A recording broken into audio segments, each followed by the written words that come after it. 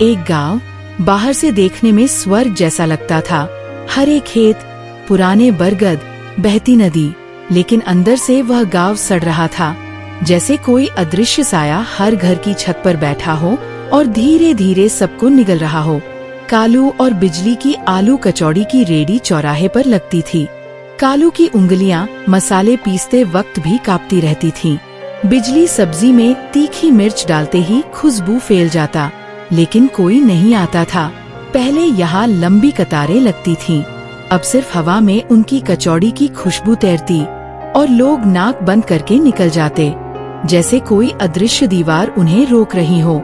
उसी बस्ती में भैरव नाम का एक पक्षी भी आलू कचौड़ी बेचता था। उसकी दुकान पर हर समय इतनी भीड़ उमड़ती थी कि वहाँ खड़े होने तक की जगह नहीं बचती थी।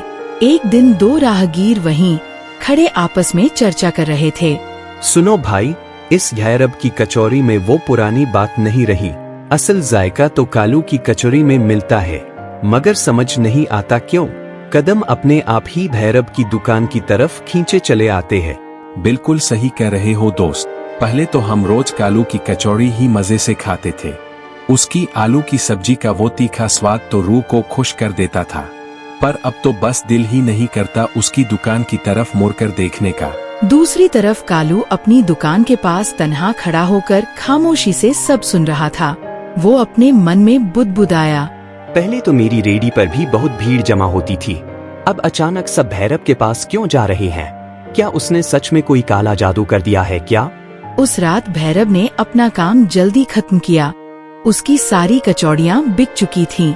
घर पहुँचते ही उसकी पत्नी गौरी ने कहा, अजी सुनते हो, आज तो काली अमावस्या की डरावनी रात है, आपको याद है ना? हाँ, मुझे अच्छे से याद है। क्या तुमने सारी तैयारी पूरी कर ली? जी, मैंने पूरे 13 किलो मांस पका कर रख लिया है, पर मुझे समझाइए ना, हर दफा 13 किलो ही क्यों चाहिए होता है? इसे घटाकर 10 या बढ़ाकर 20 क्यों नहीं कर सकते? अरे ओ भाग्यवान, मैंने उस शक्ति को 13 तारीख को ही गहरी नींद से जगाया था। अब उसे हर अमावस्या की रात 13 किलो मांस ही चाहिए। अगर उसे भोजन नहीं दिया तो वो हमें ही अपना निवाला बना लेगा। गौरी खौफ से कांप उठी। क्या कह रहे हैं आप? आपने आखिर उसे नींद से जगाया ही क्यों? पगली, उसी शैतानी ताकत की वजह से तो हमारी कचौड़ियाँ इतनी बिकती हैं, वरना हम भी आज कालू की तरह खाली हाथ बैठे रहते। उसी के प्रताप से हमारे घर में अच्छे दिन आए हैं, उसका उपकार मानो। दोनों कुछ देर तक गुमसुम रहे। बाहर की हवा में एक अजीब सी कपकपी और सिरहन महसूस हो रही थी। फिर भैरव बोला, चलो अब चुपचाप सो जाओ, मैं जाकर उसे मांस खिलाकर आता हूँ। आखिर वो भयानक साया कौन है जो हर अमावस्या को 13 किलो मांस की मांग करता है? अगली सुबह सूरज की पहली किरणें गांव की पगडंडियों पर बिखर चुकी थीं। भैरव अपनी दुकान को चमका रहा था। कढ़ाई में तेल खौल उठा था और कचौड़ी तलने की सौंधी महक पूरे चौराहे पर गूंज रही थी। उसके चेहरे पर वही पुराना भरोसा था, आज फिर वहाँ मेला लगेगा। दूसरी तरफ कालू अपने स्टॉल पर उदास होकर बैठा था।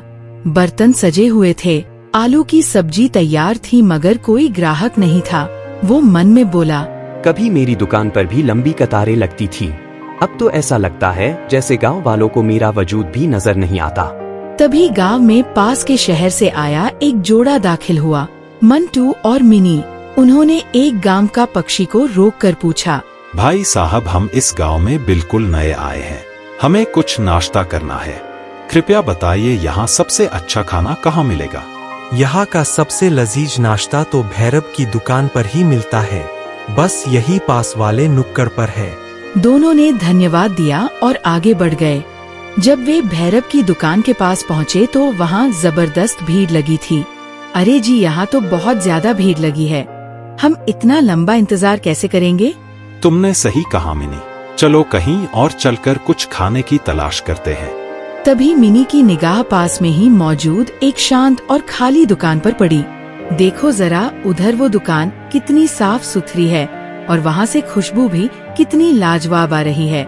वे दोनों कालू की दुकान पर पहुँचे। कालू ने उन्हें आते देख एक उम्मीद भरी मुस्कान के साथ कहा, आइए साहब, नमस्ते मैडम, क्या आप दोनों के लिए गरम गरम आलू कचौड़ी लगा दूं? हाँ भाई, हमारे लिए 2 प्लेट लगा दो। कचौड़ी बिल्कुल करारी और फूली हुई होनी चाहिए। कालू ने गर्मा गर्म आलू कचौड़ी और सब्जी परोसी। एक निवाला लेते ही मिनी ने कहा, वाह, ये कचौड़ी तो वाकई में बहुत ही शानदार और स्वादिष्ट है। सच कह रही हो मिनी, भाई तुम्हारी कचौड़ी का तो कोई मुकाबला ही नहीं है। पर मुझे एक बात बताओ, इतना बेहतरीन स्वाद होने के बावजूद यहाँ कोई ग्राहक नजर क्यों नहीं आ रहा? अब क्या बताऊं आपको साहब, उस भैरव ने शायद कोई तंत्र मंत्र या जादू कर रखा है। गांव वाले अब मेरी दुकान की तरफ मुड़कर देखते भी नहीं हैं। आप शहर से आए हैं इसलिए शायद उसके प्रभाव से बच गए, वरना आपके कदम भी खुद ब खुद उसी की दुकान की ओर दौड़ पड़ते। अरे भैया, यकीन मानिए ऐसा कुछ नहीं होता है। अपने मेहनत और कर्मों पर भरोसा रखिए। जादू टोने को बेकार में दोष क्यों दे रहे हैं आप? इतना कहकर वे दोनों वहाँ से चले गए। पर उधर भैरव यह सारा मंजर दूर खड़े होकर देख रहा था। वो फौरन अपना सामान समेटकर घने जंगल की दिशा में निकल गया। शाम का धुंधलका गहराने लगा था। जंगल के बीचों बीच वो एक पुरानी और अंधेरी गुफा में घुसा। अंदर से कुछ डरावने मंत्रों की गूंज सुनाई दी। हवा का दबाव बढ़ गया और ठीक 10 मिनट बाद वो पसीने से लथपथ होकर बुरी तरह हाफते हुए बाहर आया। अगली सुबह वही शहर वाले फिर से नाश्ते की तलाश में निकले। सुनो जी, पता नहीं क्यों आज मेरा मन बार बार उस भैरव की दुकान पर जाने को मचल रहा है। अरे मेरा भी यही हाल है। हालांकि कल मैंने ही कहा था कि वहाँ भीड़ बहुत अधिक है, फिर भी मुझे आज वहीं जाने की तीव्र इच्छा हो रही है। दोनों मुस्कुराते हुए सीधे भैरव की दुकान पर जा पहुँचे। कालू दूर से यह सब देख रहा था। उसका चेहरा डर के मारे सफेद पड़ गया। तो अब उन शहर वालों पर भी उसका काला जादू चल गया है। जब मंटू और मिनी नाश्ता करके वापस लौट रहे थे तो उन्हें रास्ते में गांव के सरपंच मिल गए। कैसे हैं शहर से आए मेहमान बाबू? आपको हमारा यह छोटा सा गांव कैसा लगा? यह गांव बहुत ही खूबसूरत है सरपंच जी।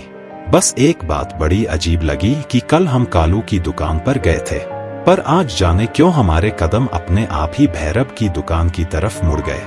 यकीनन कुछ तो रहस्यमय है उस दुकान में। अरे नहीं बाबूजी, कोई अजीब बात नहीं है। भैरव की आलू कचौड़ी का जायका ही ऐसा है कि लोग इसकी तरफ चुंबकीय खिंचाव महसूस करते हैं। पर मंटू और मिनी आगे बढ़े तो दोनों के दिमाग में एक ही प्रश्न गूंज रहा था। क्या वाकई स्वाद लोगों को खींचता है या फिर भैरव का कोई खौफनाक राज छिपा है? शाम का वक्त था। कालू अपने घर में चूल्हे के पास मायूस बैठा था कि तभी उसके दरवाजे पर जोर की दस्तक हुई। उसने दरवाजा खोला तो सामने मंटू और मिनी खड़े थे। अरे साहब, मैडम, आप दोनों अचानक यहाँ मेरे गरीब के घर पर कैसे? कालू जी, जो बातें आपने कल कही थी, अब लगता है कि वो सब पूरी तरह सच है। देखा आपने, मैंने पहले ही चेतावनी दी थी कि वह भैरव कोई नेक पक्षी नहीं है, पर उस वक्त आपको मेरी बात पर जरा भी भरोसा नहीं हुआ। अब हमें पूरा यकीन हो गया है कालू, क्योंकि आज शाम हमने अपनी आंखों से जो देखा है उसके बाद अब शक की कोई गुंजाइश नहीं रह गई है। कालू ने हैरान होते हुए पूछा, क्या देख लिया आपने ऐसा जो आपके चेहरे का रंग ही उड़ गया?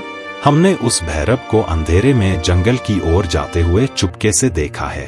उसके हाथ में एक बड़ा सा थैला था। शायद उसी गुफा में उसका कोई राज दफन है। तो फिर अब देर किस बात की है?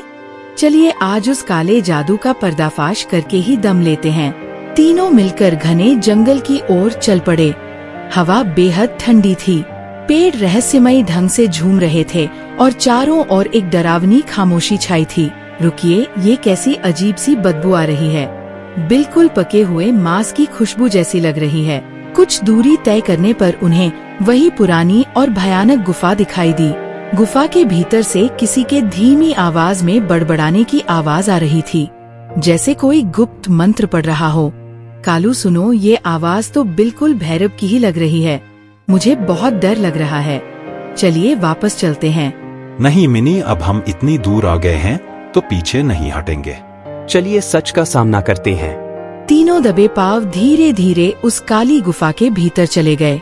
उस भयावह रात के बाद कालू, मंटू और मिनी को फिर कभी किसी ने नहीं देखा। गांव वाले कहते हैं कि वे तीनों उसी अंधेरी गुफा में हमेशा के लिए कैद हो गए और भैरव का काला राज हमेशा के लिए एक रहस्य ही बना रह गया। अगली सुबह भैरव ने रोज की तरह अपनी दुकान सजाई, चेहरे पर मुस्कान लिए कचौड़ियाँ तलने लगा और इस तरह समाप्त हो गई ये कहानी एक लालची कचौड़ी वाले की।